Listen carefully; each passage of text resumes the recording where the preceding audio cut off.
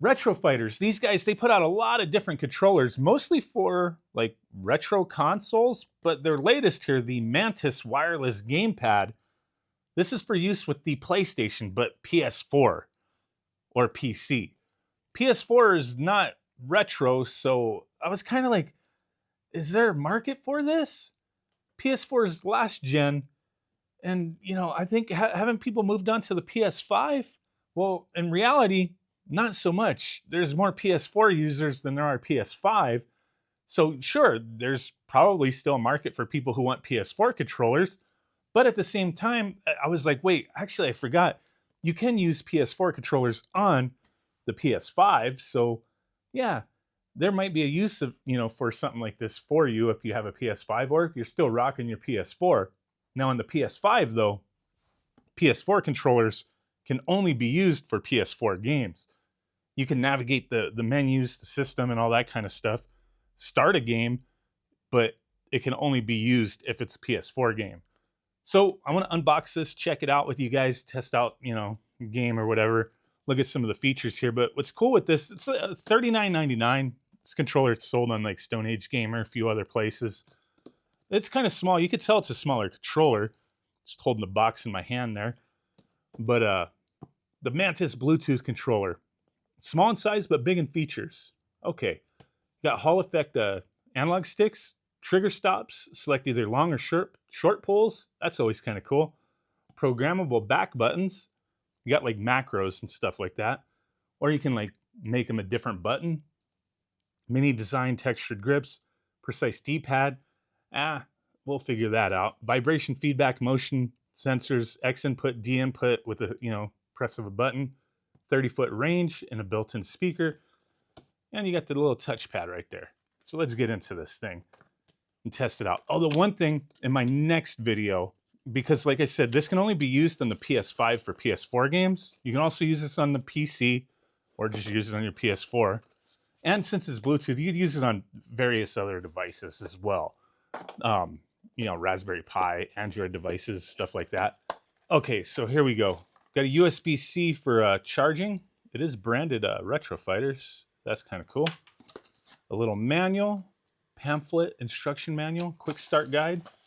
And that's it. No keychain. Man, I'm always complaining. They don't be giving us keychains anymore with the little Retro Fighter dudes. And then here is the little controller. I think they might have different colors. I'm not sure.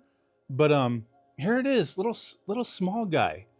So I've used this for a minute. I didn't really mess with it, and I didn't even notice the little trigger stops back here. So it's like you got that, right? And then you can change it, and it like short or long throw.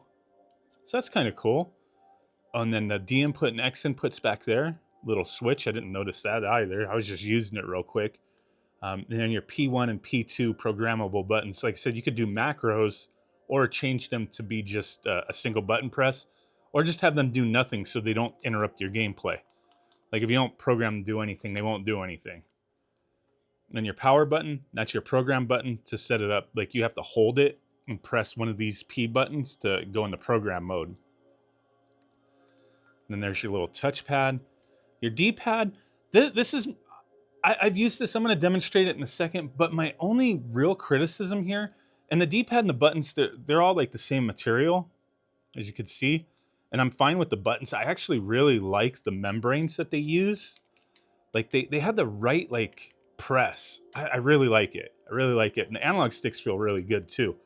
The D-pad is very responsive, but I just don't like the, I wish it was textured.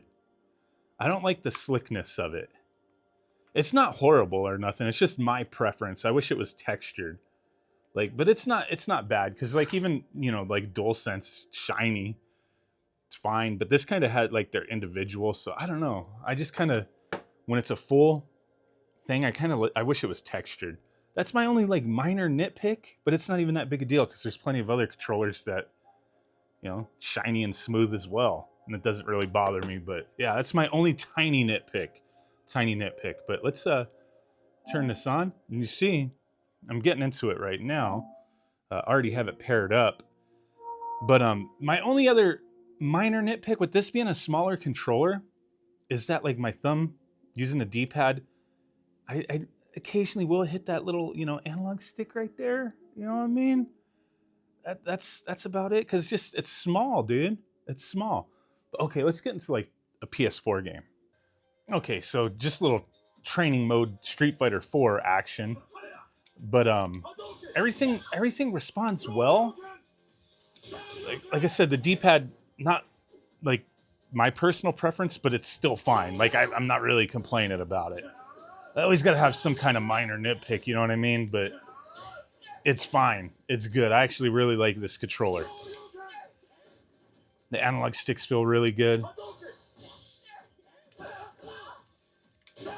Now, like I said, I think I already programmed something to this P1 button. So let me let the screen focus. And I'm going to hit the little P1 button. I don't know what I programmed to it. I did something. Okay, so I don't know what I had the programmable button set as, but I'm going to demonstrate using it. So you would hold the P button and one of the programmable buttons back there. So I'm going to go ahead and do that. Hold it. It'll flash and rumble, showing that you got it set. I'm going to turn it off, though, so it's like fresh. But do that, and then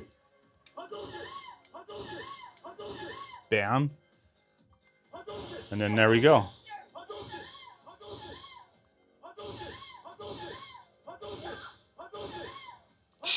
Cheating bastard. So pretty cool. I mean, macros are not like the most amazing thing, but they can come in handy for, some things, right?